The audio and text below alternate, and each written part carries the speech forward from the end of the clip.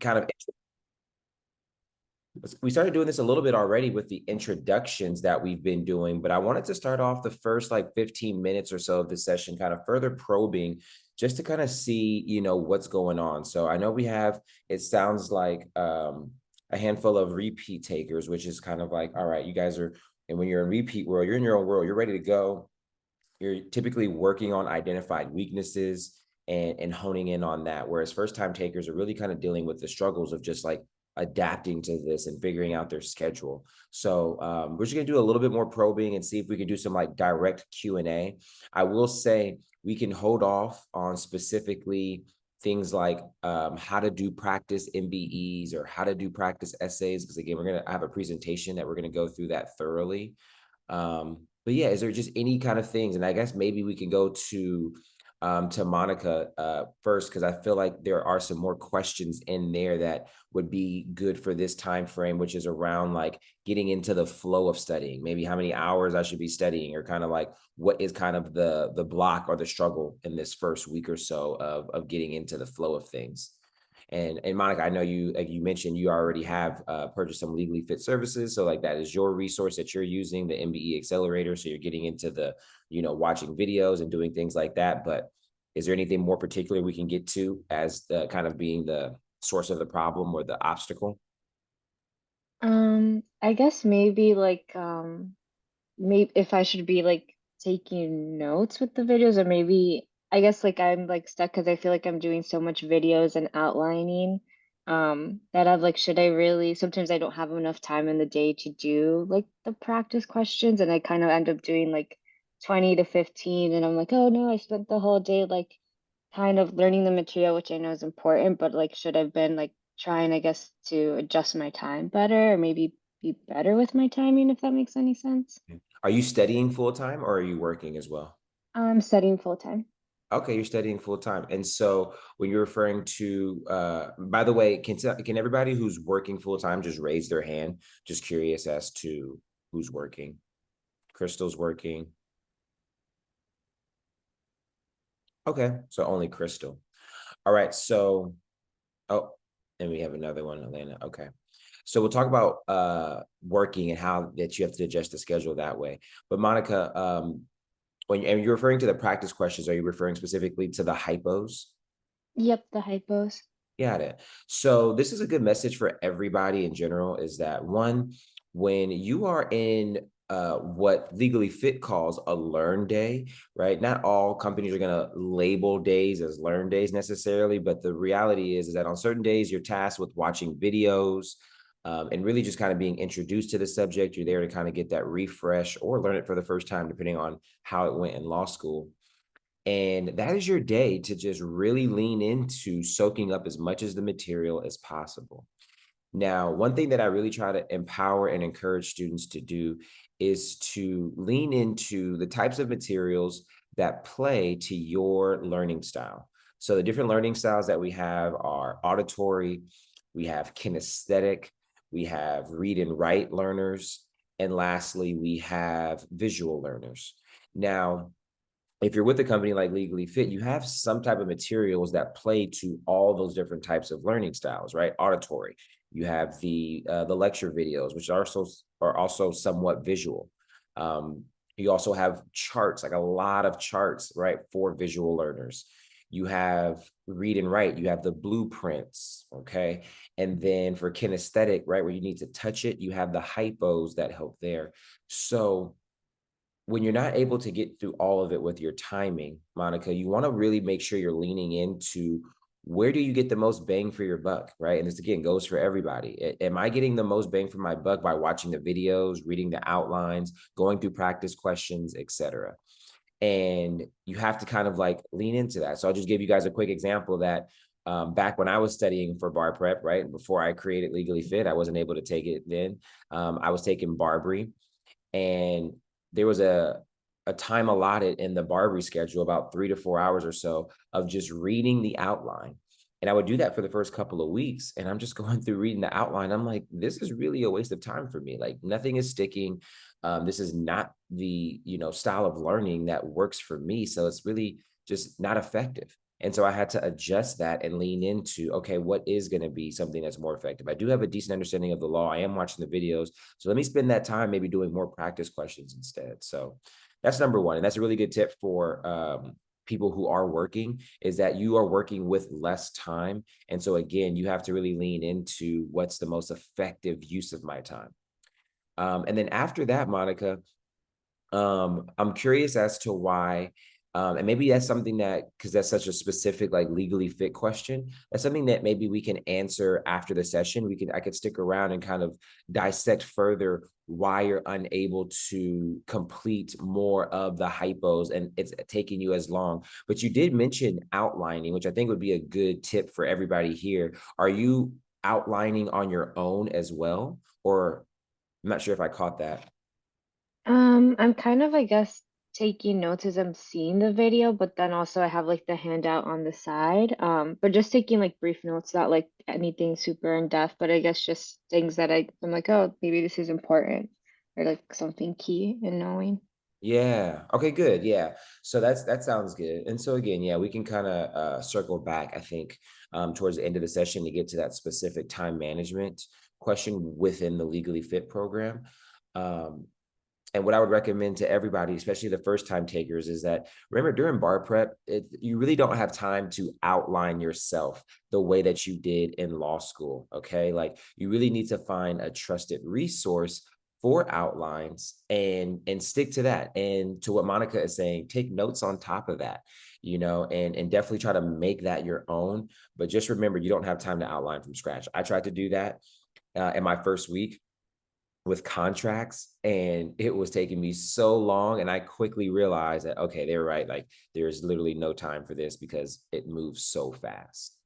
So yeah, that's a good little tidbit there. Do we have any other questions or yeah, volunteers that want to talk about something that they would, any issues, concerns going so far with bar prep that they can get some insight from me on?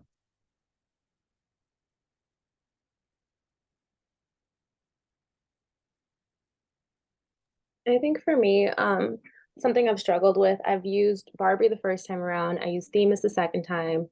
I now have the Themis guarantee, but my second time I also worked with a private tutor directly because I figured like, okay, one-on-one work will be so good. But obviously like I made strides in my MBE, but not on the essay. So one thing I struggle with is like Barbie would give you a rubric for an essay. Themis really doesn't. And so I think self-grading is something that I find difficult. Like I will be maybe like too hard on myself or too generous with the points. So I feel like I don't have a proper like metric to know that this is what an essay is supposed to look like. Because you might have a sample answer that doesn't follow the same format, or your answer might not follow the same format as the sample answer. So I don't know like how you can be like truly honest with yourself when you're grading your own essays. Yeah, Crystal, that's a great question. So let's understand the nature of California bar essays and how they're graded. So, Crystal, are you familiar with the California Bar website and looking at the two selected sample answers Yeah. that they provide for all the various essays? Mhm. Okay. So one thing that we'll notice just from looking at those past essays that they'll put up as above passing scores, right? So those are pretty good scores, is that one, they will not talk about all of the same topics and materials in most scenarios.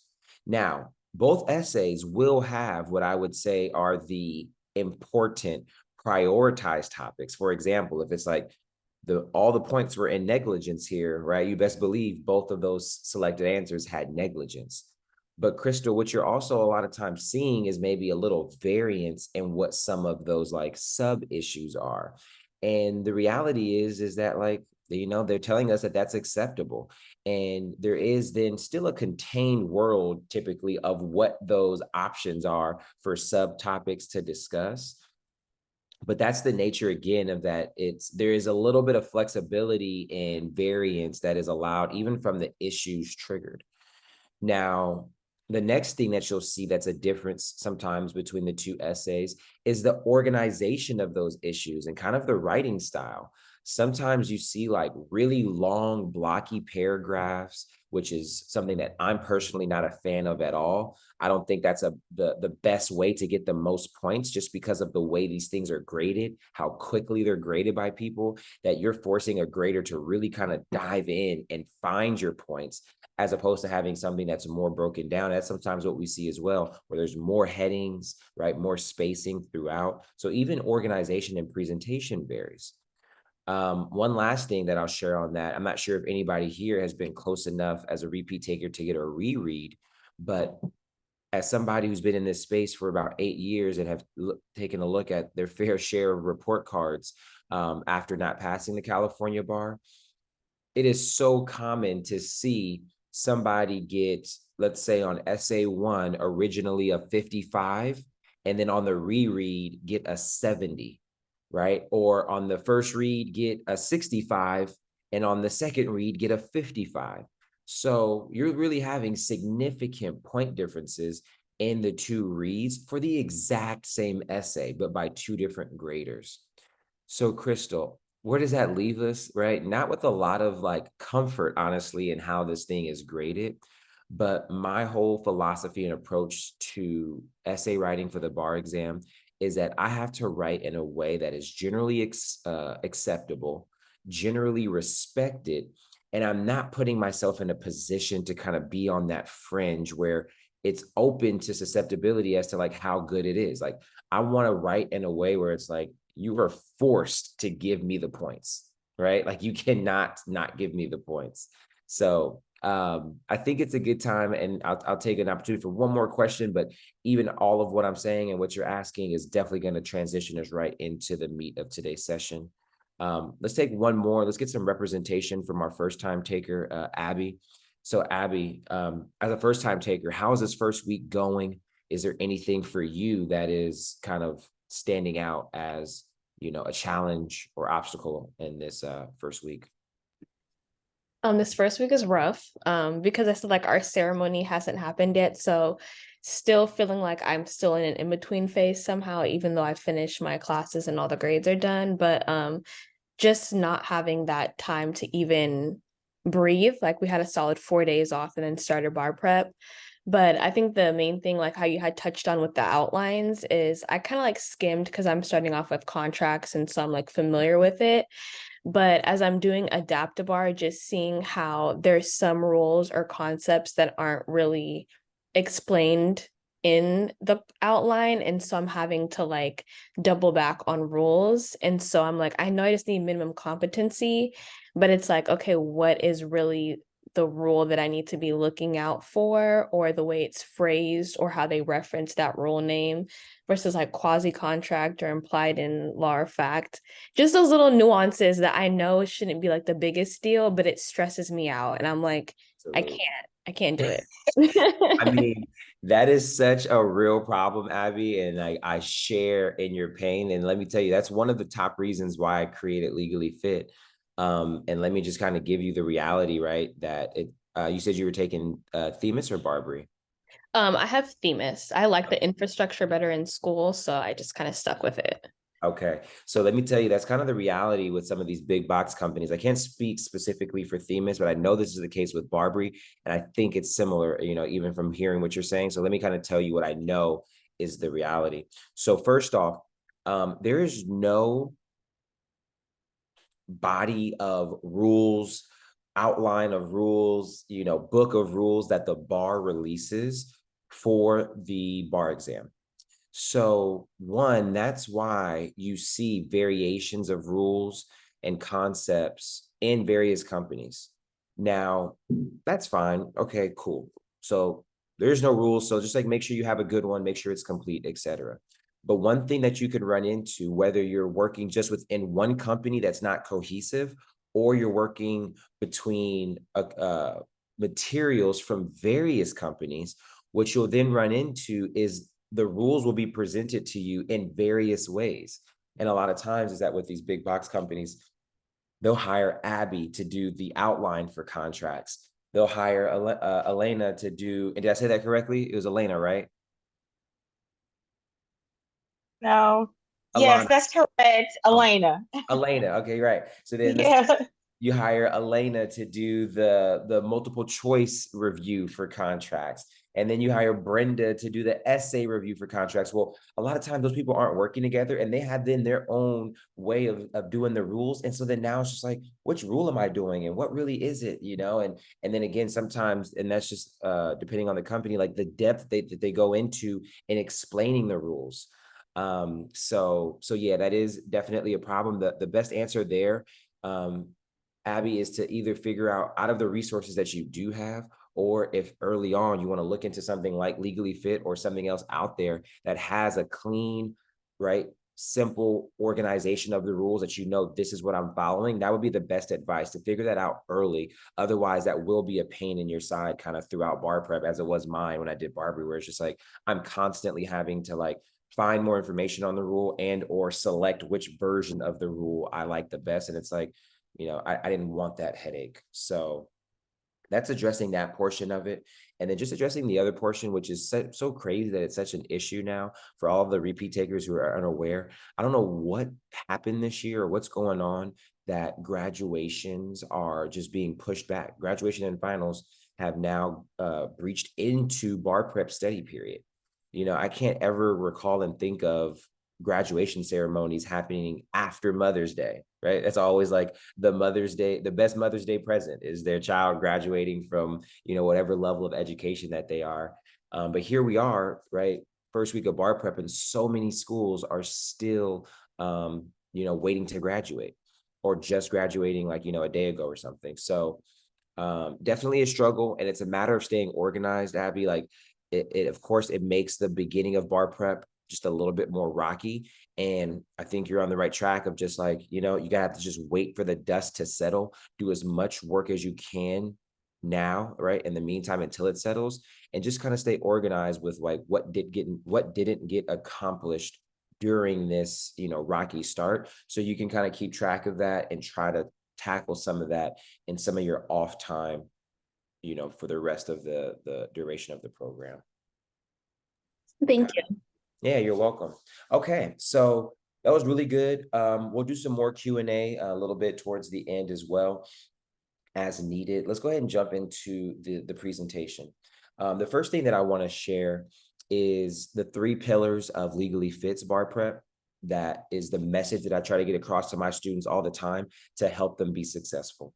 All right, the 3 pillars of Legally Fit are: 1, do the work.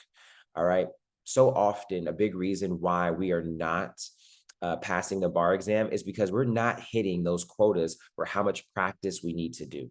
Now, essentially the bar, right, you can get all fancy with, you know, what you use, how you go about it, etc. But at the end of the day, the bar exam comes down to 2 things: knowing the law, right, and really understanding it. And then it comes down to knowing how to take the test and translate that into getting points, right? And so in order to really master both the law and the intricacies of the standardized test, you just simply have to do the work. So when I hear a person goes through bar prep, takes the exam, and they only did 700, they only did 1,000, they only did 1,500 practice MBEs, well, you're putting yourself in the danger zone of not passing by not doing enough practice MBEs. All right, you need to be seeing at least 2,200. Some people get up to 3,000 in that 10-week period. Crystal, what do you think is the big reason behind needing to do so much of the work, right? Like, why are we needing to get that much practice? Because there's so many variations, and eventually I hear this, I've heard this a lot, like they can only test it a certain way. They can only test the same topic certain ways. So it just gives you the exposure, so you're not surprised on exam day because you've seen some variation of the hypo on the exam. Oh, that is literally Crystal's spot on. Okay, like these are lawyers, right? These are not artists. Okay, these are not music producers. Like, we're not that creative. Okay, there's only so many ways that these rules can be tested, and they also have favorites for what they like to test. So you also get to see, what do you need to prioritize your study time on. And I mean, that's 100% it, is that you have to be going in there and seeing how they're testing this, what are the factual scenarios, and what is then the likely outcome. And you guys can all relate to this from law school. When you were really prepared for a final exam, it was like you went in, you knew what to expect, and you were just kind of then going through the motions, right? Like, all right, yep, I've seen this before. This is how I organize it. These are my rules. Let me go through it. Boom, boom, boom. And you finish. And even that is difficult to do in the allotted time, as is on the bar. But on that law school exam, when you were getting, hit with that issue and you're simultaneously like, how should I approach this? Like, should I do this first? Should I do that first? Ooh, but what about this? When you have all those additional things, that's what's throwing off your ability to get the points, to finish on time, right? And ultimately do well. So yeah, you want to be as prepared for as many scenarios as possible, because they are going to throw curveballs at you. And that's where you need to spend that additional time figuring it out. But when they have the things that are like patterned and repeat, you need to be flying through those. And that's where you really get your points. Okay, let's move on to the next pillar. The first one was do the work. The next pillar is do it properly. Okay, so it's not just about doing the work. It's not just about the quantity, but it's also about the quality. All right, let's go to Elena. Elena, give me your insight on where you think I'm going here, right? If I came up with this pillar, right? And sometimes the issue is that even if students are doing the work, they're doing their 2,200 MBEs, they're touching 100 essays, but there's no value if you're not doing it right. What do you think doing it right looks like? I think initially this was what I encountered. I was so busy trying to make it look perfect that the substance of the essay was not there. And to me, doing the work is I needed to step back for a second and really look at, okay, am I really hitting the issue? Am I really answering the call of the question? Or am I actually just typing what I think it says? And it was just all of these different things going through my head, and actually doing the work meant, okay, are all my issues correct? Am I performing the analysis? Am I mapping the law with the facts? To me, that was doing the work. Yeah. And right now, I just have to make sure I continue to practice that and complete enough of those. And at the moment, I'm not so focused that, oh, did I complete this in the required amount of time? I'm really going for the content of the work. If that makes sense, if I'm answering your question. Yes. I mean, But look, you guys have the wisdom, right? Again, hopefully Abby is soaking up all of these lessons as a first-time taker. But yeah, this is the wisdom that you get as a repeat taker. So you have some insight as to what I'm saying already. And yeah, that's what doing it properly is. It's not just like, all right, I have this quota of how many MBEs I need to do today. And so you're just running through them, right? So many times a student is going to go through bar prep of, all right, I have 30 MBEs to do in the next hour. Like, all right, here we go. Let me just fly through these. I do it. I get it wrong. All right, let me quickly look at the answer. Okay, cool. All right, got it. And that's the answer. Move on to the next one. And you're getting through. So then that way you could say, all right, I did my 30 MBEs in this hour. Take a break and keep chugging along. Well, that's one issue, right, with not doing it properly. Let's not even get into the other big issue, which we don't even need to really, highlight. We know it's an issue if we're also studying in a way where we have distractions, right? Where we have the TV on in the background, the reality TV show, the basketball game, whatever it is. You're not studying in an environment, right, that's conducive to really being intimate and like really invested in what you're looking at and studying. So that's the obvious of like, we always need to like make sure we are putting ourselves in a position to really connect with our work and our material, and I'm locked in as much as possible. Now, after that, again, it's a matter of you have to go through these things step by step to learn from them. So what Elena is saying is that I have to soak up these lessons from each opportunity. So a lot of times, right, as is with life, we struggle with that portion of time where we need to look into the mirror, right? And see, what are we doing wrong? Why am I wrong? Right? And really roll up our sleeves in that part. A lot of times it's just like, okay, let's take it on the chin and, all right, okay, got it, move on. But you have to be very comfortable being wrong. All right. Crystal, giving some advice for both yourself and everybody else in here, especially our first time taker. During bar prep, are we going to get more questions right or wrong in the study process? I'm definitely getting more questions wrong than right. Exactly. You're getting more questions wrong than right. So funny enough, we have to get comfortable being wrong and we have to lean into being wrong. So I'm going to pass along, right, my kind of mantra, my message to myself every time that allowed me, I think, to soak up the lessons of questions. And doing the work properly is going to be the presentation that I'm going to teach you guys how to do today. But here's the mentality that I adopted. Right? If it was an essay or an MBE that I got wrong, it was like, okay, fool me once, shame on you, right? Tricky essay writer, tricky MBE writer, right? Whoever made this question, shame on you for, for being that, tricky with your question. But guess what? If I get that question wrong again, shame on me. So what am I doing there? I'm never beating myself up for getting something wrong. Because guess what? We're not taking the bar exam today, tomorrow, next week, 2 weeks, right? We're not taking this bar exam until July. So every day is dedicated to just getting better. So if I get something wrong, it's like, okay, all right. Let me figure out what I did wrong here. But I promise you one thing, you're never gonna trick me on this question again. So you have to have that mentality, in my opinion, every time you get something wrong so you can truly learn the lesson. All right. So really good stuff there. That was do it properly. Okay. That's the second pillar of Legally Fit. And then the third pillar is be present. All right. This is focusing on the mental game aspect of this bar exam. Now, whether you're a repeat taker or a first time taker, there are significant mental challenges with studying for this exam. For many of us, this is going to be the hardest exam we ever take, maybe the hardest challenge for some of us that we ever have. And it comes with its mental test. Okay. And so being present is the reminder that you can combat those negative thoughts, those spiraling thoughts, those thoughts of doubt and fear with being present. Okay. So often, we get carried away with this thinking, what happens if I fail this? What happens if I fail this again?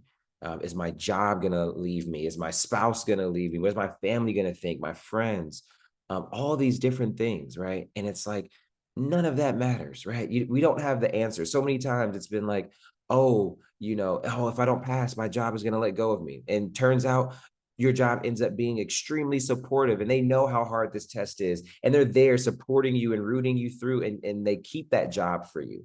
Or they don't keep the job for you. And guess what? Some other door opens up that you couldn't even see at the time, right? And everything ends up working out. So have that faith and confidence that keep being the best version of you, keep striving towards your goals and your dreams, and it's gonna work out. And what you want to just focus on is whenever you're having those negative spiraling thoughts, the frustration. And let me tell you guys, it doesn't change. Like the same things that I'm telling you is what I do even as somebody who's been past the bar. I take this stuff with me into life and it applies even in running a business, running my family and all these different things. It gets overwhelming and it's like, all right, where can I redirect all of this thought and energy into what's going to actually help me achieve whatever I need to achieve?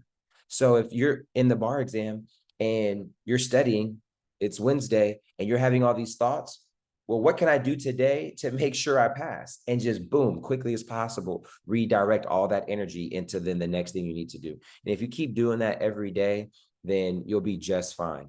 Okay. So it really is a reminder that those thoughts are going to come. Don't fight those thoughts, but you just don't want to stay in those thoughts for longer than what you need to. And hopefully we all learn how to quickly transition into what do I need to do today to put myself in a better position. So that's the third one. Don't lose the mental game. Be present is that third pillar of Legally Fit. Okay, so those are the three pillars. Our focus today is me really helping you guys see how to properly study. So with that said, let's go ahead and jump into it. I heard a lot more on the essay writing. So we're going to go ahead and start with essay writing. All right. How to practice your essays. And actually, I'm going to, let me stop sharing just for a quick second. Let me ask, let's go with Crystal. Crystal, when you are sitting down to do a practice essay, you've done these in the past, can you walk me through, right, very briefly, just like what are the steps that you take, right, from beginning to end on that process of going through a practice essay? So what I'm really looking for is like, all right, I either print out my essay, or pull it up on the computer screen and, I read it, then I do this. And, when do you look at the sample answer, if at all, right? Just those generic type of things. What does your process typically look like? Sure. So one thing I transitioned from time one to time two was actually printing out the essays or having something hard copy so that you're able to mark it up. That has helped me a lot because I am more of a visual learner. So actually seeing things in different colors and things like that helps me more. But what I'll do is I'll print it out. I'll look directly at the question, and try to determine what area it is that they're asking. Is it a contracts question? Is it a real property question? Sometimes the questions are broken out into like a 1, 2, 3 or 1, 2 ABC, whatever. So I'll try to see like what kind of things are actually being asked of me. And the first thing I'll do is, on my blank screen, I'll just make the headings for everything so that I know exactly what's being asked of me. So the headings may just be the question recopied so I don't lose sight of what it is that's being asked of me, or I'll do like Brenda's claim or whatever it is. Um, then once I have like the backbone of my essay, I will look at the actual fact pattern and I'll start to highlight, and look at what question applies to each, or which facts will apply to each question. Okay. Then I try to spend like 15 to 20 minutes on making an outline, based on the facts. And then after that, I'll actually go into like writing the essay and filling out that outline. Okay. And then I didn't hear anything about sample answer. Will you look at the sample answer afterwards? Yeah, yeah, I do look at the sample answer. Yeah. Then I'll look, Look, yeah. so it I, sounds yeah. like we're not looking at that sample answer nearly as much as we need to. Do you already kind of feel that? Yeah, I know I should be highlighting the sample answers, but I'm not doing that to that extent. No. Crystal. Okay. So everybody, right? I don't know why or how we all got this and why that's the message, but for some reason, we've been programmed to feel like looking and using the sample answer is cheating, right? Like, oh, no, I can't look at that. I can't use that. And if there's only one thing that you guys take away from today, hopefully it's the reprogramming that you need to live inside of sample answers. Because guess what? That is what's telling us what exactly we need to do to be good. All right. So it's almost like we're hiding ourselves from the keys and like what is successful. Okay. So I'm going to teach you guys how to do that. So thank you for sharing that, Crystal. And the number one thing that I want to tell you is that, yeah, everything you're going to see in what I do is like so much more leaning into sample answers, issue checklist to make sure you're doing things right. And let me just ask you this question, Crystal. Have you ever felt like, based off of your method, you've done practice essays before to then realize afterwards, oh, I spent time writing something out, right? A particular issue that either one ultimately wasn't on the sample answer, or sometimes you missed writing an issue because you didn't issue spot it and ultimately it was on the sample answer. Have you come across that? Definitely. There's been times where I've had like the main question that was asked, I didn't address it till like page 3 or something. So then I can see from the perspective of a grader, like they're just looking to check that I did something and it's all the way in the back and it's still not there yet. So Yeah. definitely come across that. Yeah.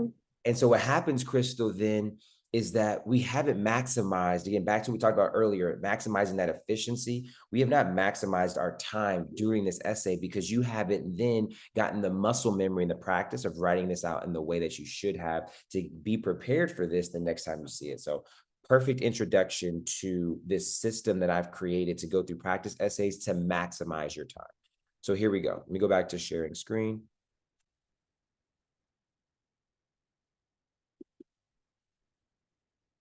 How to practice your essays. Okay, perfect. Crystal, can you just confirm for me that you can see that? I have a lot of things up. Yes, I can see the Word document. Okay, perfect. All right. So first off, it says the majority of practice is for learning and improving. Duh. All right. So just having a little fun with that, but just trying to give the friendly reminder that we are not here to test ourselves, which is again why we're going to lean into these sample answers. We're not here to see if we're ready to pass this exam and how I would do it if it was the day of the exam. I'm here to learn what I need to do if I see this again. Okay. That is the mindset that you want to be in. I'm here to learn, not to test my knowledge and timing, okay? Unless I'm doing a timed essay, which I do sprinkle into bar prep, but not nearly as much as most students and most programs do them. All right, so let's go through this. The first thing we're gonna do is read the question. Now, I love the fact that Crystal said she's printing out her essays. The number one reason why I like that is because that's how you're going to get it on the bar exam. So let's go ahead and imitate what game day is going to be like. Why practice every day in a way that's not going to be the same on the day of the exam? So please print your essay questions. All right. Then you're going to want to utilize these left and right hand margins. Something that is so important in bar prep is reading comprehension. Okay. You're going to be able to, or you're going to need to understand what is going on factually and just really understand the story. And you're also going to simultaneously need to be seeing like, all right, what areas of law are coming up in this essay as I'm reading through it. Okay. The one thing that I just want to kind of highlight here, as you guys, I'm sure, are reading through this as I'm talking, I want to highlight the soft trigger section.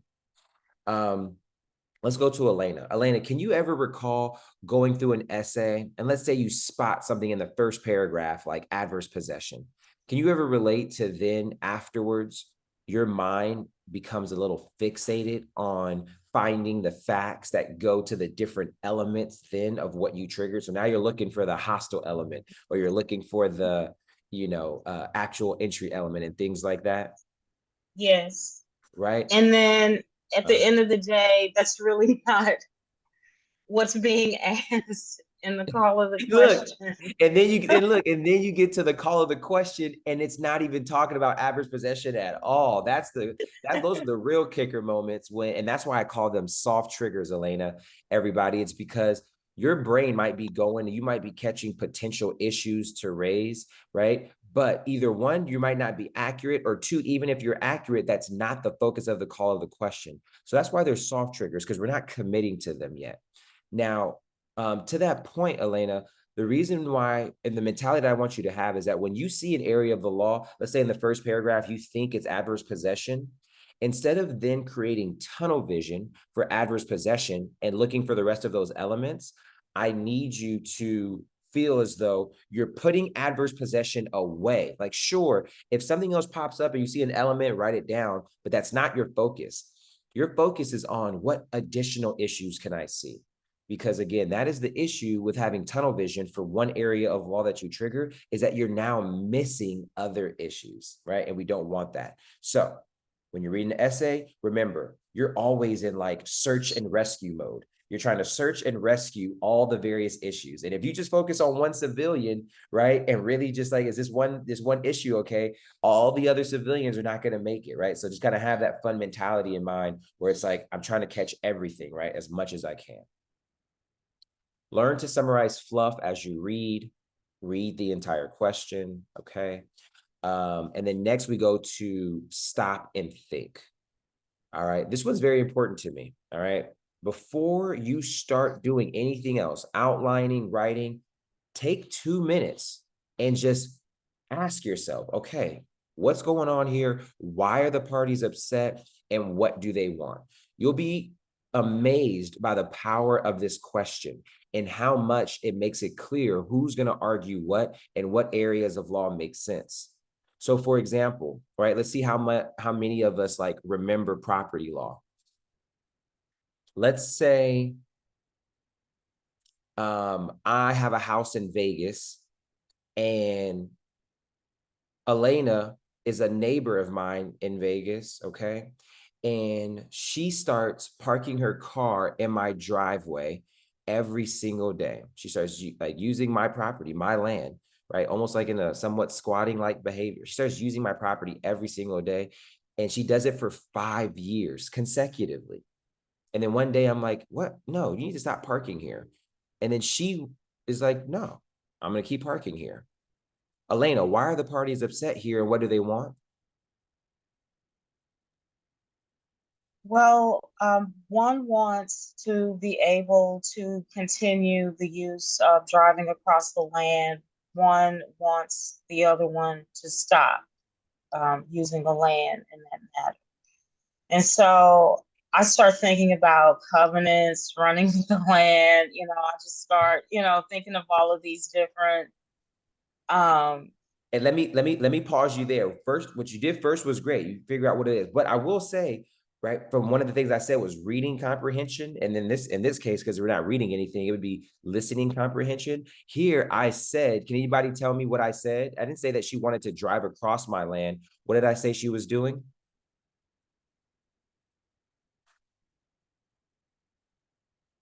She was parking in the driveway for 5 years. Exactly. So I said that you were parking in my driveway for 5 years. So Elena, that's exactly what we do when we read these essays. Somehow we will read a fact or hear a fact and kind of put our own twist into what it's telling us. So we have to be very careful that we are taking the facts as is. But all that to say, cool, we have why they're upset. So ultimately, simplified, what does Elena want? She wants the ability to park on my property. All right. What does DeAndre want? DeAndre wants to kick Elena off his property, right? And so the other thing that you want to do is that you want to learn the law in a way where you understand what problem it solves. What does it grant you? What does it give a person, right? So let's go ahead and put it in the chat. And this is going to be our first gift card giveaway. All right, if anybody gets the first person that puts this in the chat correctly, who can tell me what area of law solves this problem for Elena under these facts and these facts alone? There's nothing else here. Go ahead and put it in the chat.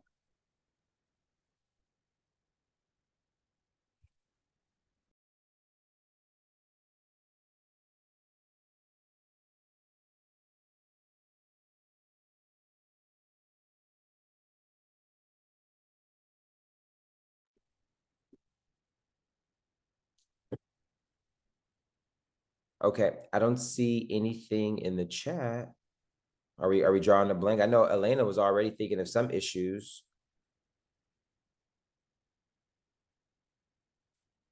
Let's see who we haven't heard from in a little bit. Let's go to Abby. Abby, I know first time taker. I'm not sure if you hit property yet. Any area of law coming to mind?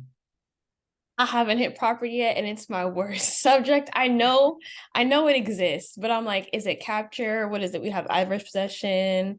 I know the concept, but I can't think of the actual legal term. Okay, so I see restrictive covenants are in there. So this is where, again, we want to develop that strong understanding of the law. And so I'll give you a little bit of, again, how we break it down and legally fit and how you want to think about this. Adverse possession, what does it get you? Adverse possession, if you meet all the elements, Abby, it gets you ownership of property. Adverse possession is a way to acquire property. Abby, based off of what we just said, is Elena trying to acquire my property? No, she's just trying to get like a right of way or like something like that, which is why I'm like, it's at the tip of my tongue. It's okay. She could use it, but I don't know what it's called. Yeah, we're going to get there. But what we're doing right now is process of elimination. Because were there some facts for some of the elements of adverse possession? Sure. She consecutively used it for 5 years, right? That goes to that whole continuous element. There's some feelings and vibes of adverse possession. But when you really look at what she wants here and what the parties want, it's like, that's really not worth talking about, okay? So adverse possession is out. Restrictive covenants. Restrictive covenants are typically for scenarios where parties want to prevent somebody from doing something with their land. Now, sometimes it can be to do things, but the whole thing about restrictive covenants is that you need at least 3 parties, and you need more facts of a situation where something is running with the land. Here, there's no 3 parties. This is a simple agreement or a situation that I would say between Elena and DeAndre. There's not enough facts and not enough of a scenario for restrictive covenants because we haven't heard of any agreement, right? The whole word is restrictive covenant. There has to be a promise between at least 2 people at some point that is then being violated. And here we had no agreed upon promise. And so, Abby, I see you put in there easement. I need you to go ahead and put in that answer again and without that question mark for me. I can't accept it if it's not in confident, assertive format. There we go. Ease. Look, I know that R is a T and capital. Exactly. Yes, excuse my typo. Whether you're gonna whether you're right or wrong, I always promote students to write and speak with confidence because that is rewarded by legal graders. Okay, law school, bar prep, right? We like confident writing, and the correct answer is easement, right? So scream that. Because if you write easement and you write in a way where like, I'm not sure, I'm not going to give you all the points because it's like you're not even sure. You're just kind of guessing. I don't like that, right? So yeah, if you're a professor of mine once told me, if you're going to sin boldly, right? So go all the way. And yes, this is an easement. What does an easement get you? An easement gets you the ability to use another person's land for a limited purpose. Well, that's exactly what this is. Why is she upset? She's upset because she wants to park on DeAndre's property. What does easements do? Easements allows one person to use another person's property for a limited purpose, like parking on their property. What a perfect match of an area of law that solves this problem. Okay, so a big lesson in that. That's a lot to just take a note on that. In order to effectively do what I'm saying here and to use this stop and think section, you have to spend every day, right, learning the material in this way. And again, with Legally Fit, we make that very easy because that's how we teach the material. But if you're using another program, right, that's the translation and additional thought you need to be doing. What does this area of law do for me? What problem does it solve? What problem does it solve? So when you read fact patterns and you say, this party has this problem, well, then I know it solves this problem, right? It's like having a house, right? You know, if your sink goes out, you're going to call the plumber because they solve that problem. If the electricity goes out, you're going to call the electrician, right? So you want to be able to have essentially all these problem solvers on speed dial. And so you need to take the time to learn the law in that way where it's like, this is exactly what it does. Okay, so let's stop and think. All right, next, you're going to outline your exam. All right, we're going to get into some of this other stuff later, right? There's so much value that I can give you guys with only a limited amount of time.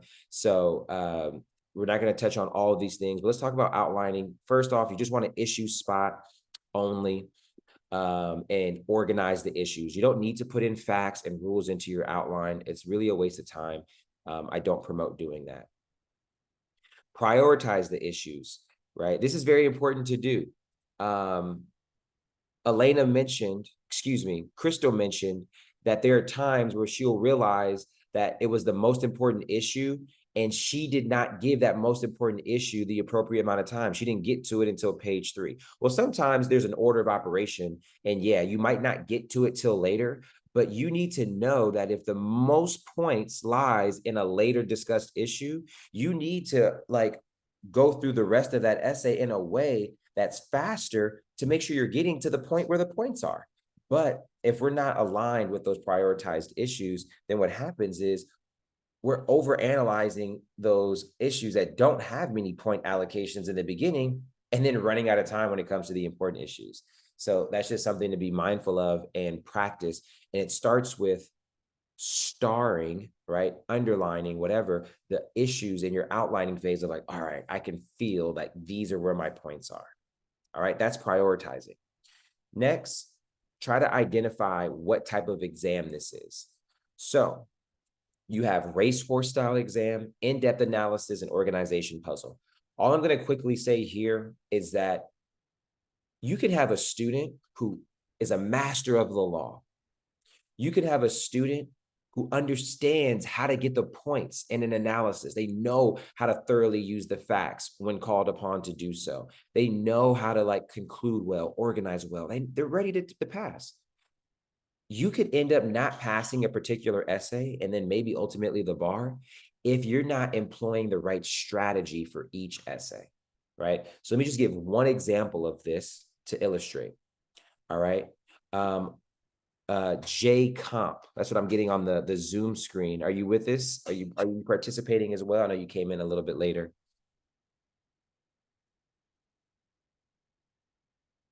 Okay, looks like J Comp is not with us. Let's go back to Monica. Monica, are you with us? Yes, I'm here. All right. So Monica, if let's say you go through these steps that I'm telling you and you realize that the essay at hand is a racehorse exam, what then is the strategy that you're going to want to deploy, use for that essay? Well, since I guess a racehorse exam is discussing like many topics in a speedy manner, but it says that it's like less in depth, is like maybe just trying to outline on the side the issues, each issue because there's so many, or each topic, to make sure I don't miss any. Good. So you gotta make sure you really are outlining well to make sure you're not missing anything. But at the same time, you want to get to writing pretty quickly. And yeah, I did kind of have some of the answer in there for you. To add into that, Monica, it's like, I don't have time to really slow down and tease out arguments here, right? One of the more common racehorse type of scenarios is an evidence question.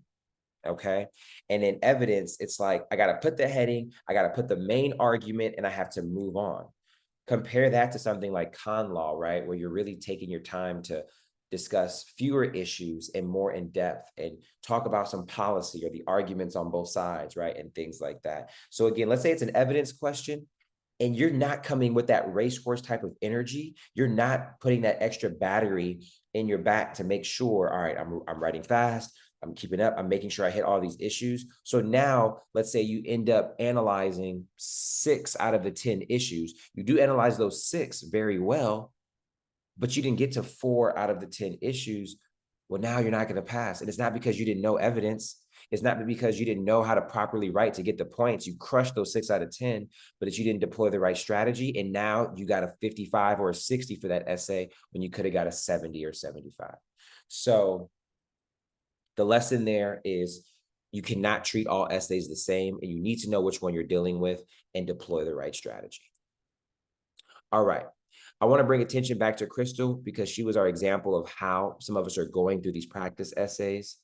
Go ahead and read step 4 for us, right? So Crystal, at this point, we've read our question. We stopped and we thought for a second about what's going on. And then we outlined our essay. What's step number 4?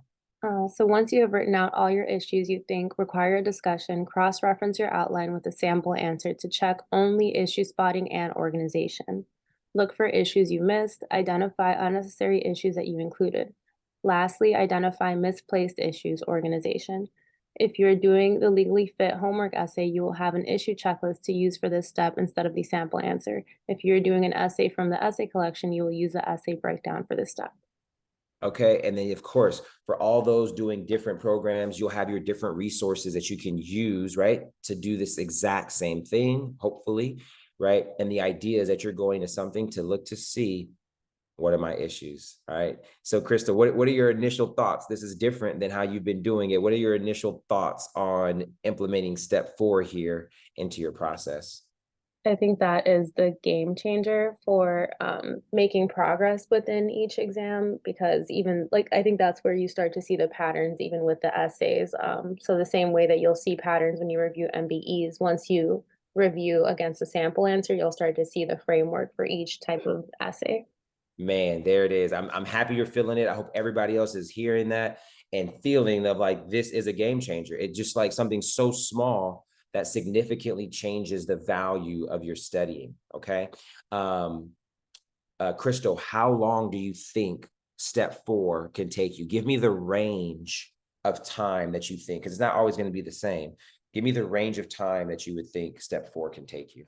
I think that could take an hour, but ideally, like closer to exam day, you probably want to get closer to like half an hour in reviewing that. But it could take like longer than an hour if you really dig into it. Right? Okay, so I want you to kind of stick in the range, right? Especially on practice days, because the thing is that we have so many essays to get through that we do sometimes have to just like, all right, let me get as much as I can here, and I just have to move on for the sake of seeing more essays. And from that perspective, you know, getting 80% of the juice from 50 lemons is better than getting 100% of the juice from 5 lemons. So I would say anywhere from 5 minutes to, let's say, a maximum of 45 that you can spend cross-referencing your outline, right? And what scenarios, Monica, would it only take 5 minutes to cross-reference your outline? And it's only going to take me 5 minutes. What is the scenario for it to only take me 5 minutes? For the scenario be that, I guess, just looking at what's being asked, I guess in the question, and then just cross-referencing to make sure I didn't miss any issues that I should be speaking about. Well, I that mean, is writing about. well, that's the task that we're doing. So when will it be that that task only takes us 5 minutes? And it's simple, guys. It's when you knocked it out the park, right? So, Crystal, you did your own outline, right? Then you went to look at the issue or the sample answer or an issue checklist to see what issues they talked about. And guess what? I hit all of them. Pat on the back. There we go, right? We always like those moments.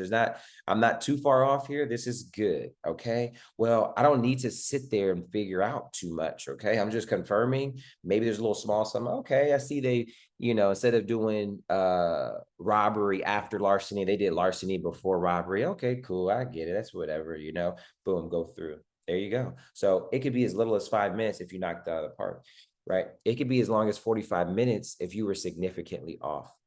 Now, last thing I want to talk about is that in this phase, the reason why it could take so long and what this is so important, this is the only time that you can isolate your issue spotting skill. This is the only time that you can really isolate connecting what are the actual facts and scenarios that led to this particular issue being raised and what made it prioritized or what made it deprioritized, what made it be like a slam dunk issue, right? Those are all the type of questions that you're wanting to ask and discover in this phase. So a lot of students will completely, as Crystal was mentioning, like completely kind of ignore this phase, right? Because if you write out your analysis and do everything, right, and then look at the sample answer, you're typically looking at the arguments that were being made, right, and the facts that were used. You're not really like, oh, like, what was the actual fact that triggered this issue? So you want to sit with that and really roll up your sleeves and figure out why everything was triggered, why it was discussed to the depth that it was, and make sure that makes sense. All right, that's really dissecting an essay, and then the first step, because we're going to continue to do that. So the next thing we see here is start analyzing issue by issue. So Elena, have you ever done something like this? Analyze issue by issue? Yes, Okay. I try to do that while I'm practicing. And so do you look at the sample answer in between each issue? Well, I mean, I'm guilty as well of not looking at the sample answer until I've finished, or if I'm just stumped, I Yeah. just can't figure out what this is. So that's when I use the sample answers. Okay, so Elena, we're going to significantly change that, and hopefully you'll see quickly how it can quickly improve your essay writing. So it's simple. What you're going to want to do, right? Let's say the first issue you spot is offer. You're going to put your heading. It says here, look up and insert your rule from the blueprint. Blueprint is the legally fit terminology for our outlines. Go get your rule for offer wherever you're going to get your rule for offer or your rules. Abby, why do I want you to go grab your rule instead of trying to memorize your rule or bring up your rule from memory? So that you get in the habit of practicing the actual rule, I guess. And it would be a waste of time to do what?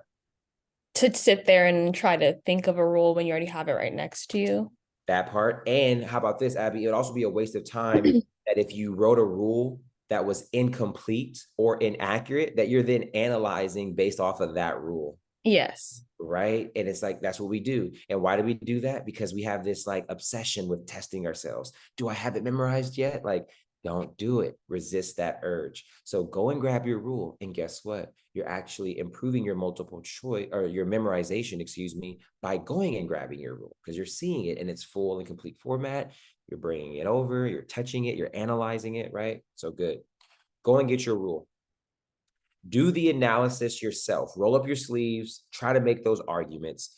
And then, Elena, everybody else, immediately, I want you to go and compare your analysis with the sample answer, right? Now, to Elena's point, sometimes it's like, oh, okay, I feel pretty good about that. But for a lot of us that aren't scoring well on the essays, we have a false sense of confidence on what analyzing something well means. And sometimes we think just because we know what the outcome will be, that we're analyzing it well. But that's where we're missing points. When you feel confident about something, but you don't get the right grade, it's because you're not analyzing it thoroughly. So that's why immediately you want to get that immediate feedback on, I just analyzed offer. And you're probably feeling a little good. Like, yeah, got through that. Yep, I know what the outcome is here. And then you can immediately go to the sample answer and be like, oh, they put this, to support their argument. They did it in this format. And again, you're micro learning, right? You're micro learning all of this stuff, micro learning what issues were triggered, micro learning the arguments for each analysis, as opposed to doing the entire essay and then trying to soak up all these lessons, right? And Crystal admitted, even sometimes she's not even really like doing that much with the sample answer at the end. And I don't blame you, because doing that at the end is extremely like draining after you've just gone through an entire essay. To like now have to go through the sample answer, read that in detail and try to pick up all the lessons, that's overwhelming and it's a lot. So break that up with this micro, okay? And you're leaning into the sample answer as you go throughout. All right, so practice mode is fully writing out a question. Most of the essays that I suggest students do are in practice mode, where you're taking your time doing this. Are you going to take a little bit longer to do essays like this? Absolutely, right? But do you get so much more value out of it? Absolutely. You can also do read and think mode, where you're basically going through this in the same way, but instead of writing out the issues and then cross-referencing, you are thinking of your arguments and then cross-referencing. So that's good because, again, you can't write out every single essay, especially in the way that I'm suggesting. So you can do some essays in that mode, but don't do them all in that mode because you have to get practice writing. And then lastly, you can do hybrid mode, where you do an essay where, let's say you've written out offer 1 million times at this point. Well, that next contract's essay that does offer, right? Just read and think through that one and then cross-reference the sample answer. But then let's say that same offer essay happened to later test parole evidence, which you don't have a lot of practice with. Well, let's go ahead and write out this particular issue. So hybrid mode is when you choose portions of an essay to write out instead of the whole thing. All right. And then take notes. Can't stress the importance enough that so much is about learning from your mistakes, learning from the patterns, taking notes, identifying key facts and scenarios on how that happens. So like if we just do the example, so it's like with Elena, my example would be when somebody is trying to park on another person's land or otherwise just like simply use their property, think easements, right? That would be my note to myself and my pattern. I'm taking that mental note. So then now the next time when it's like Elena wants to, walk across her land, DeAndre's land, Elena wants to, park in the backyard or just anything that's a variation of that, I have something to connect it to that I've seen before. So you're looking to make those type of like connections before you move on. So it's in there and you know how to react to it in the future. Okay. These steps are similar. When you practice this way, you realize that like it feels very then comfortable when you're taking the actual bar exam. You're going to do everything the same except for cross-referencing your outline and cross-referencing the sample answer, right? To look at how you're doing. But it's going to feel the same way as it did in practice, which is always a good feeling. Read and think. Stop, read the question, figure out what's going on, stop and think, outline your exam, right? When it comes to the rules, now it's memory. Start analyzing every issue one at a time. And then again, you're just not cross-referencing, but again, it feels like practice, which is always good. All right, I'm going to stop sharing for a second and let's open this thing up to some questions.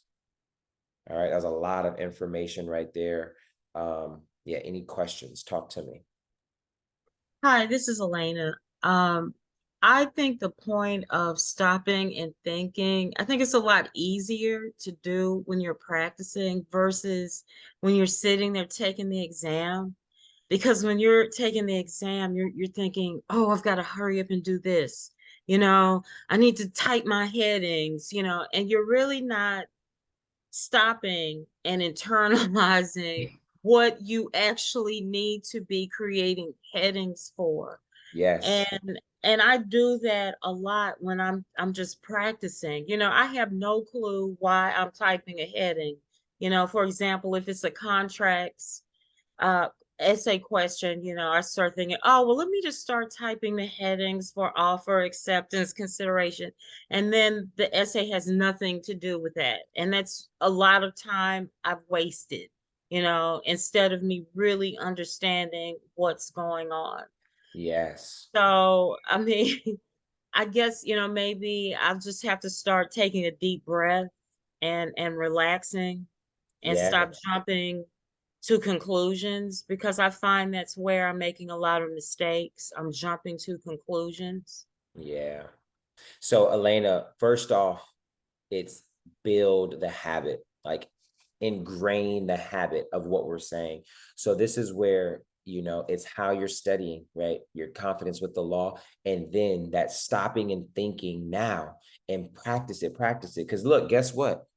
You already know that obsession of just getting started and just getting to writing is not beneficial. It's a product of fear. It's a product of doubt. It's a product of anxiety and nervousness, but that's not what you need to be doing. So the reality is, it's like, all right, I need to cut that out. And in order to do so, we have to lean into it, and you have to trust this process that, like, all right, right now is not the time to start writing. All right now is the time to do this, and let me do it. And so the best advice is to just ingrain this habit in the practice phase, so that way you can carry that over to game day. And yeah, you just have to practice on not letting the nervousness of the environment get to you. Elena, I want to share with you and everybody else a quick story on myself. So as a 1L, I remember sitting in my first exam, and right, you have multiple choice and you have essay, right, in that like 2-hour, 3-hour period. And I remember doing the multiple choice first, like pretty much everybody else in my class was. And I remember still being in my multiple choice questions when I started hearing other students typing out their answer. So what that means, Elena, is that I'm still in multiple choice. They have already read their question, and now they've already started typing whatever it is they're typing. I don't know what they're typing, but they've already started typing, whether it's their outline, their actual answer. So they're significantly right ahead of where I'm at. Well, I didn't let that. It's like, all right, stay the course, like I'm feeling my pace. Like, I don't think I'm necessarily super behind or anything like that. I ended up getting 4.0 in my first semester. I graduated top of my class, right? All these great things with my grades. But that lesson on that first final, right, that stayed consistent through all my finals, taught me so early on that, like, I need to trust the process and trust the lane, because it would have been so easy. And it for a second there, I had a second of doubt of like, am I doing something wrong? Do I need to get to writing? Because I'm literally hearing a class full of typing, but I'm still reading and going through my phase. And yeah, like that was the message to me at that moment, where it's like, I need to trust the process and follow the steps. And so the reason why I'm not typing as fast is because my reading comprehension is on a whole nother level, right? I'm not, as you're mentioning, Elena, I'm not just kind of like throwing out issues that may or may not be a discussion, right? I'm pinpointing, I'm throwing accurate darts on everything that I need to do. So I am taking more time to get started. I'm taking more time to do my MBEs. I'm taking more time to actually start writing my essay. But that additional time is affording me an increased amount of accuracy to where I'm getting more points than those that are just trying to get to writing quickly. And then now their stuff is all over the place. So does that give you some like insight and maybe some more kind of, approach and confidence in slowing down a bit? Yeah, that's really helpful. I mean, I find myself, being intimidated, really. You're hearing people typing. It's like, oh, I should be, doing XYZ. And I'm still over here trying to, determine, is this an issue? Is this the correct rule of law? And, it really plays on your psyche when you're really trying to get it going. Yeah. So I want you to play to that. Excuse me. I want you to increase that confidence in your practice.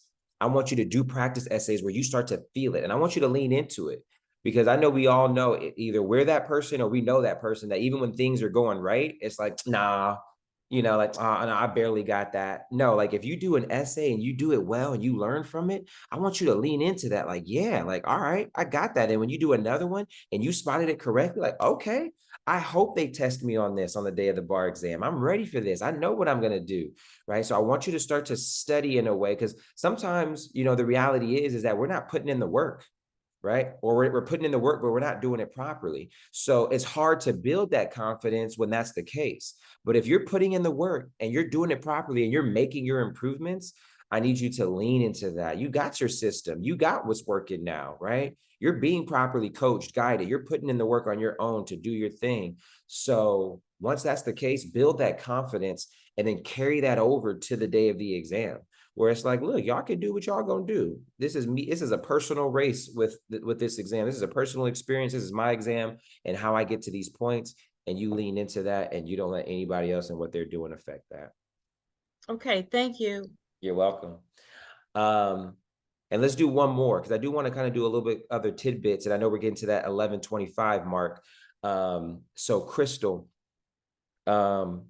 just quick kind of feedback, right? I used you as my original example on how we were doing it before.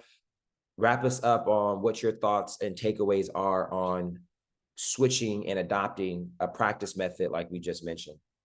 Like I'm gonna start by saying thank you because I just appreciate the breakdown. I think that for the MBEs, when I made the progress in MBE and started to see my scores shift, was when I was able to break it down and see like I think it was Abby who mentioned it earlier. The first time I took the exam, I was so overwhelmed because I would see things on Adaptive R and say, man, I haven't seen that rule. And so you spend so much time going back and forth and you feel like you really have to know everything. But later, like on my second attempt, I learned that you don't have to learn everything. You have to look at like what's most tested and what's most frequently tested. And so if you're able to like take little bite-sized pieces of what's tested the most, and you'll see that as you see more materials, that's easier. But I didn't know how to do that with essays because essays have so many sub issues and so many subcategories, and it may not be tested in this time, but I think DeAndre, when you said like you don't have to look at the entire essay, that is really draining when you're going back and thinking like, man, 30 minutes ago I thought that was a good idea, but I didn't put it down on the paper. Then you see it on the sample essay, like so much emotional labor and like mental labor goes into that. Yeah. So I appreciate just like analyzing the issue and looking at the sample answer piece by piece as well. I just didn't know how to even like apply that thinking to the essay. So this is really, really, really helpful. Awesome. Perfect, Crystal. You are so welcome. And yeah, I hope it really unlocks for you what then is a pretty straightforward process on improving on the essays. With this method, it really just becomes right time consuming to do it, but it's the right way to spend the time and it could really maximize the learning. So I'm so happy to hear that it was well received and hopefully it sounds like it's kind of giving you some excitement to get back into studying and knock it out in this way. So that's awesome. All right, so I just want to show you guys, and Crystal just saying that kind of just made me think to this. I'm going to show you guys the legally fit materials just to kind of show you guys if you're, using other materials, more or less what you're looking for and how you actually do this on your own. So I'm going to bring up the legally fit stuff. to show our version of it. So let's go to material, essays, homework essays, contracts, perfect. And let's do single page. Okay, back to Zoom, share screen. Here we go. Okay, so we see this essay. You would read this essay, right? Then, right, on a separate piece of paper or in the bottom here section, you would outline that essay. Then to avoid having to look into the sample answer, I have an issue checklist that we create. And a lot of it's because I know I want students to look at the issues alone without necessarily reading the answers and having to be disciplined to not do that. But if your provider does not provide you with also an issue checklist, right? What you're then going to have to do is go into the sample answer and do like that old school method where you kind of like put up your hand, right, to like part of the paper or whatever and block out, because I don't want you reading the analysis at all. You have to try that from independent thought and go through the like mental struggle of like, how am I going to go about this? It's so important for you to do. Don't give up on that. It is difficult, but you have to figure out what's my best attempt. So you would put that up and then you would go through and see what all the issues are one at a time. So again, hopefully you do have two versions with your provider and that you can just use this in that issue spotting phase to see what issues you missed. Then once you start analyzing, the first issue is applicable law, right? You would write that out. You would go grab your rule from your blueprint or your outline. You would write that out. Then you would go to the sample answer, right? And then you would say here, okay, this is the analysis. Let me see what I missed. And guess what? What I have my students do is that your final product should look a lot like the sample answer. So I'll have them write in red whatever they missed. So that way they're still getting the muscle memory of writing out how they're supposed to write it out. So we did this example the other day, and I wish I kept it up. I just closed it out before this session. But basically, I had a student analyze applicable law. And they just said, here, this contract is for services because it's for employment, period. And that was it. Well, if you look at this, again, this is an example of how they're not getting all the points. Here, this contract is for services because it's an employment contract where Della is looking to hire Peter to work as a dental hygienist.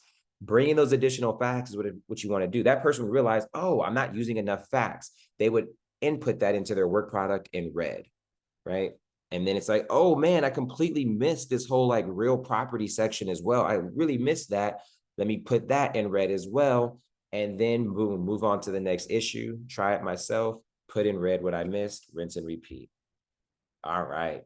So good stuff on the essay. All right. And then also too, Abby, you won our first gift card. Make sure you message Brenda with your name, phone number, and email address so she can mail you your gift card.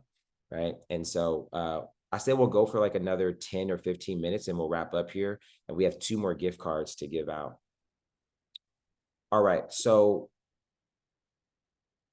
based off of the time, I'm just going to quickly go through how we do practice MBEs.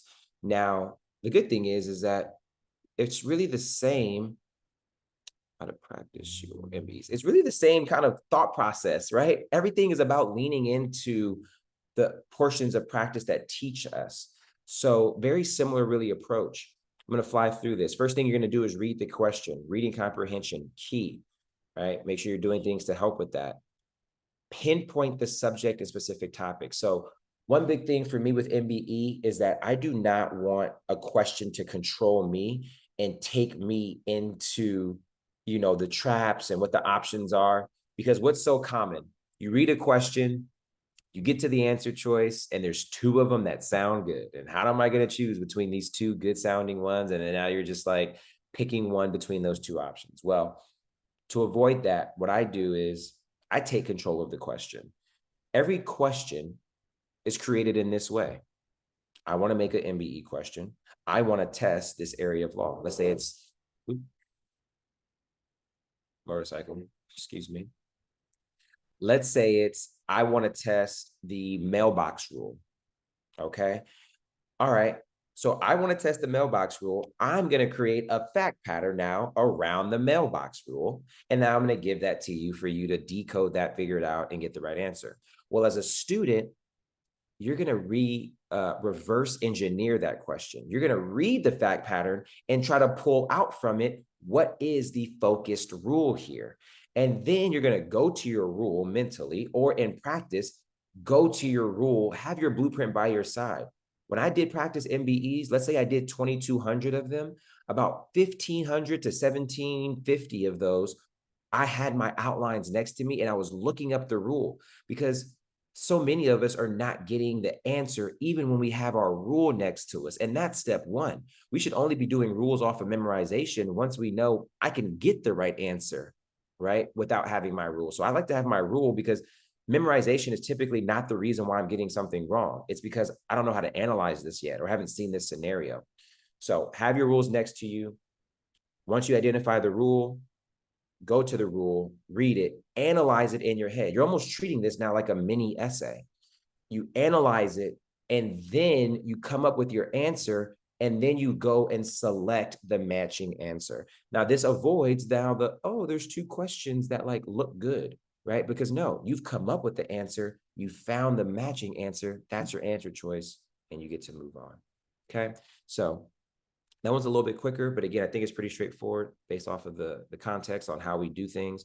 It's just leaning more into your materials to help you in practice mode to soak up the learning opportunities. Okay, so I'm going to stop sharing there. All right, so here's what we're going to do. I got 2 questions for us as a wrap up to see who these other gift cards go to.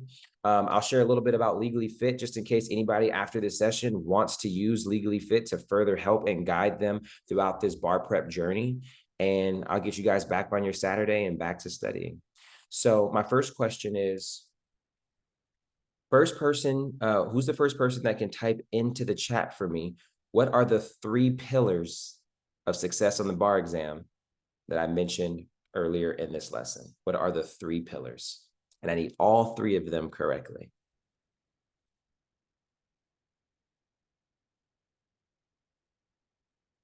Ooh, Crystal, close, but no cigar. You can do variations if you need to. It's the first one to do it correctly. One of those is slightly off, but very close.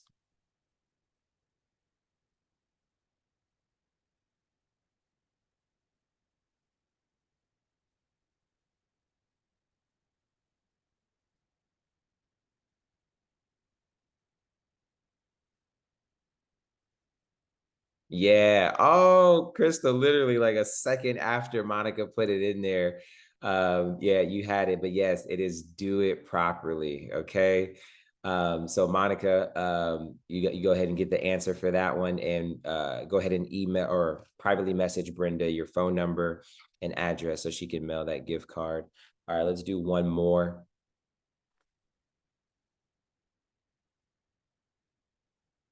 The question will be,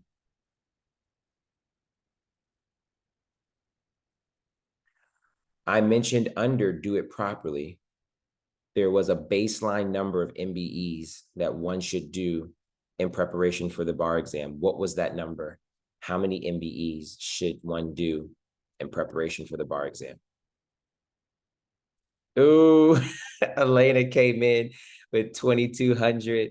All right, so that is the correct answer. So Elena, go ahead and please also email Brenda. Yeah, Crystal, I know, right?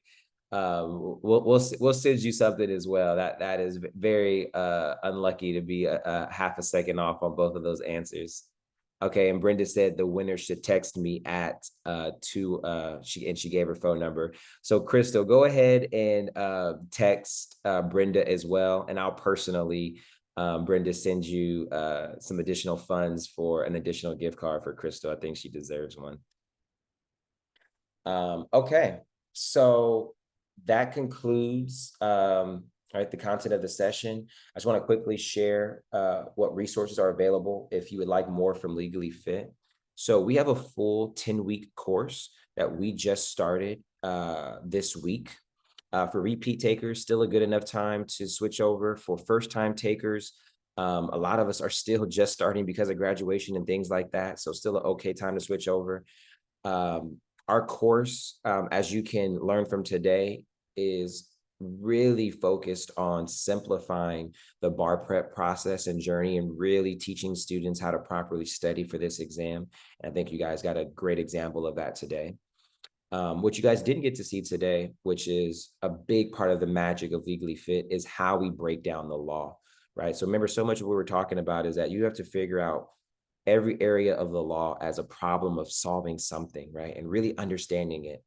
And so as a first generation student, it was necessary for me to break down the law because like I'm not getting it, right? I'm not getting it in this context that you're teaching it. It's just very surface level. I need to connect with this. And so that's been my objective, is to help other students connect with this law and not just have a surface level memorization, but like like I actually get it. Okay. And so that is what we do, right? We break down the material, we give you the strategy on how to perform. And as Brenda said, we have a very high success rate with students, right? The average is 86%. But I always say, right, we have 100% success rate with the students that really come in, they're coachable, and they really buy into this process, right? Because again, we're working with so much deprogramming, and so many students are like, no, I want to do it my way still, right? And study my way. And again, it's just like, as we know and learned, sometimes you're not getting the most out of your study time, depending on how you're going about it. Our two programs are self-study, where you can essentially get all the materials and study on your own, right? And that's, if you already have your own schedule and maybe other program that you're mixing this in with, you can pretty much get all the blueprints, outlines, sample answers, all the strategy documents on how we go through things. You can pretty much just get all the materials, and that program is $2,200.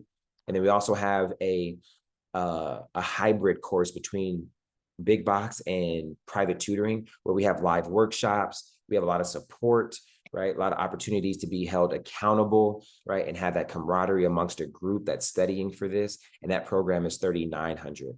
And again, you get live workshops, you get essay grading, you get office hours to come in and ask questions, right? With the actual human being. And yeah, it's a really great program. Students love it, and we can stick around. You guys can reach out if you want more information on that.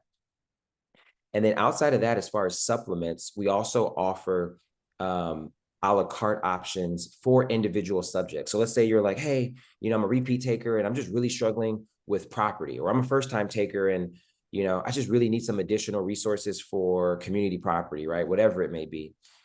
We also will sell like all of our materials by subject, right? And all that's available on the website. Monique, if you can do me a favor and just throw in that website for them in the chat, and they'll have that there. And then yes, I see from I didn't get your name. I'm gonna go by JComp because that's what I see on the Zoom. But yes, we do have payment plans available for the $3,900 package. Absolutely, Janice Company. Thank you. So that payment plans are available if you cannot make that all in one payment. Okay, so it's 11:40. I think my hard cutoff, because I have due prepare for a MBE workshop for my students in our program for 12:30. I want to prep for them, but I can do another 9 minutes of just any follow-up questions that you guys have regarding Legally Fit, the content we talked about today. Yeah, we could do 9 more minutes. So I see Abby has her hand up already with the first question. So take it away. I just had a quick question. Like, do you guys offer just like, I guess, brief check-ins, like if we're not able to do the full like blended program for 3,900, but we wanted to like do a check-in to like work on issues with like crossover essays? I think that's like one of the things I'm really nervous about. If we wanted to get like supplement like an individual tutoring session or feedback, is that an option to do like, oh, I can pay for 1 hour session or a 2 hour session here and there? Absolutely. Yeah. So we do have private coaching available, and the rate that we have is $150 an hour, which we try to make as low as possible. Like the average rate is usually $200 an hour. So we try to keep that lower. So again, minority students have access to it and ability. But yes, like private coaching is available for this summer. So yes, please come by if that's what works best for you. Okay, And then for those that are interested, we also have a package. If you get 10 sessions, it'd be $100 an hour. Yes. So you can bundle that. All right, Crystal, you had a question? Yeah, I just as a follow-up to that, with the private sessions, is there like a full team that you have different tutors, or are you assigned to like one person? What does that typically look like? Yeah, so internally, we have one person right now that we have running the tutoring sessions. And this student has been a student or was a student of mine for about 3 years. So started in law school, then went on to do bar prep, passed the first time, and then now has been working with the company for about 2 years. And he's really a 1B to my 1A. So I do everything inside the classroom, and he handles all of the private coaching. And so, yeah, that'll be the one person that that you'll be working with, and yeah, he's awesome.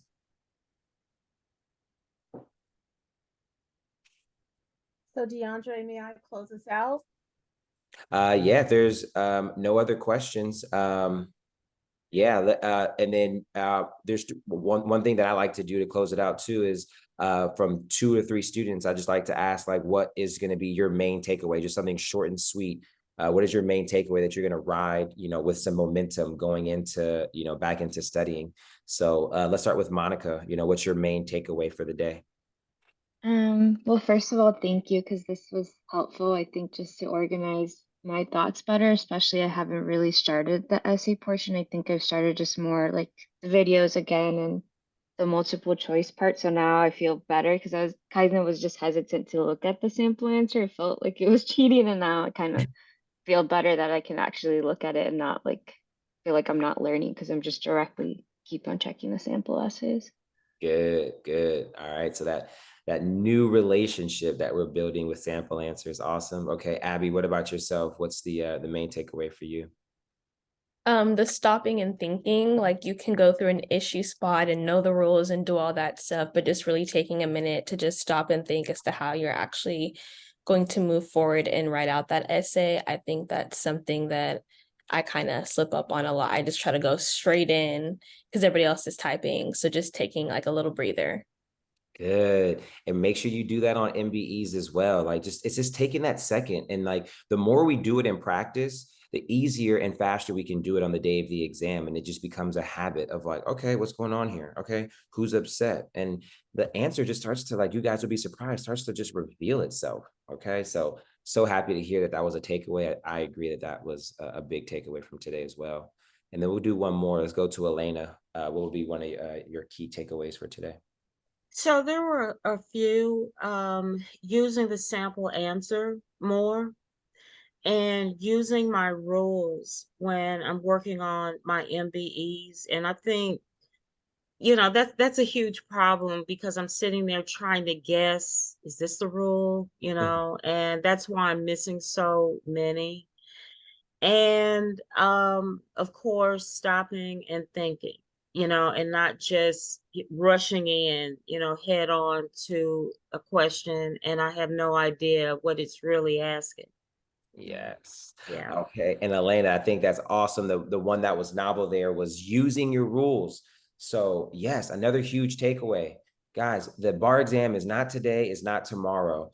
Stop practicing in a way where you are focusing on memorization, right? And actually improve your memorization and improve your practice of these practice questions by going and grabbing your rule. And so, Elena, if you're going through an MBE, I just want to add this on. Sometimes you might struggle with the issue spotting. You might not even be able to realize what area of law is the focus here. So when that's the case, that means you are completely stumped on that question. And I would immediately go to the sample answer. And now I'm not even the answer explanation for that MBE. And now I'm not even so concerned with treating this MBE question as like a actual practice question. Like, I clearly don't even know what area of law is being tested here. So I'm going to go and at least just take a look at the rule that was triggered.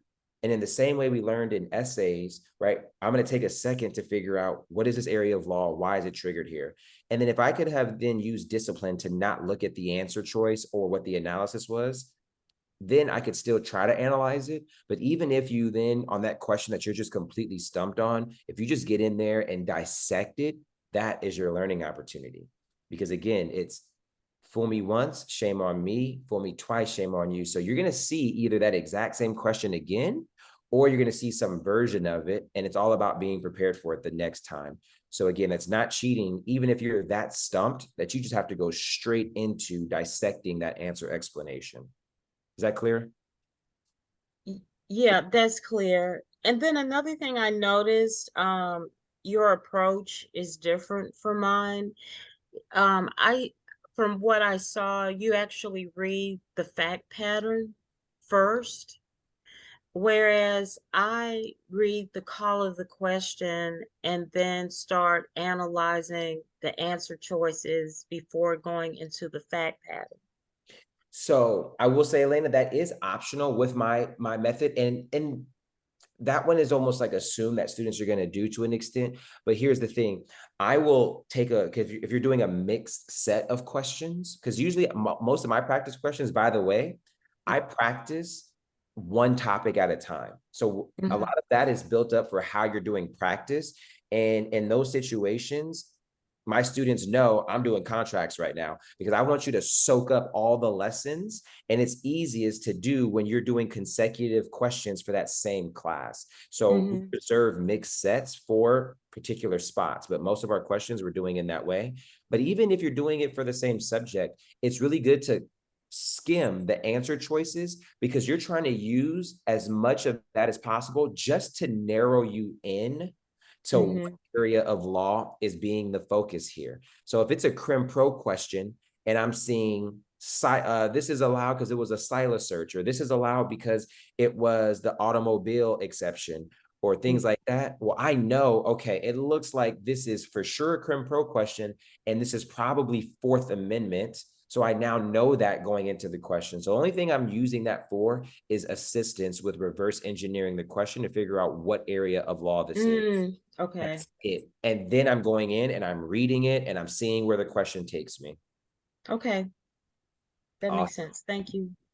Awesome. Well, that's it for me, guys. This was a great session, like so enjoyable. Like literally, this is what I created Legally Fit for, was to help students, and especially those that are just passionate and invested in their success. So I just want to thank you guys for coming and giving me that energy and participation that you did. This is what makes me keep going. This is what gets me up, is just to help more of our people become licensed attorneys. So thank you for your participation. It was definitely a pleasure having this session. And so from there, I'll pass it to Brenda to give the formal exit. Thank you, DeAndre. This has been outstanding. You know, even though I've passed the bar, I've been practicing for years, I learned something from sitting through these. But what I want to share, what I took away was the mental fitness. You didn't use those words, but the mental part of the bar, because even past the bar, the mental fitness is so key just in being able to practice law, to be able to do anything that you do. So I appreciate that. And just on a personal note, for me, that was the biggest part of passing the bar, was my own getting out of my own head and not listening to the negative voices, doing mantras, reading my Bible, reading the scriptures, just doing a lot of things to get my mental self in the right space. So I appreciate you sharing that and staying present and just, sitting for a second, stopping. But I do that in my practice every day. So I just appreciate it. I hope you all take advantage of the opportunity to connect with DeAndre. Thank you for being here. And for those who can, if you want to turn on your camera really quickly, I'm just going to take a quick snapshot of all of us. Thank you so much. Oh, I love the beautiful faces. Yay. Thank you, thank you, thank you. I appreciate you all. Okay, 1, 2, 3. Perfect. Thank you so much. And best of luck to all of you. And as I mentioned, my cell phone is I left it in the chat.